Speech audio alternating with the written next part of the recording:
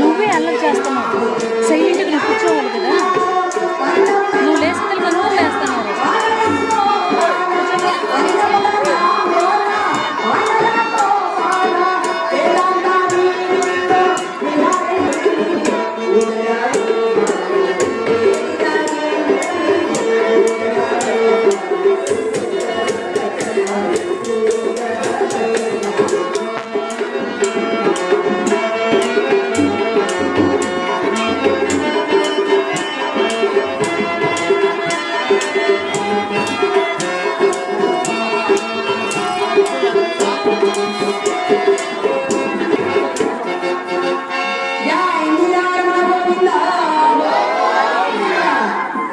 గోవింద అంటే ఎలాంటి ఫలితం వస్తుందో తెలుసండి.